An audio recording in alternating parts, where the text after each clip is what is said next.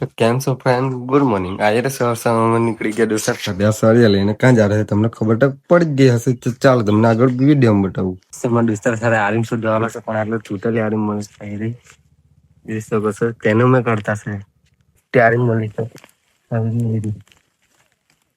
Guys જોઈ શકો છો તમે. કાઢીને તમને બતાવું બધી અમે આરીમ કાઢી લીધા. વરસાદ આવે તો દોસ્તા આપણે કંટાળેલા છે ગાઈસ. એટલે બીજા દોસ્તા લોકો આવ્યા ને એ લોકોને મસ્તી જોવાની, એ લોકો શું કર્યા કરશે જો ગાઈસ તમે.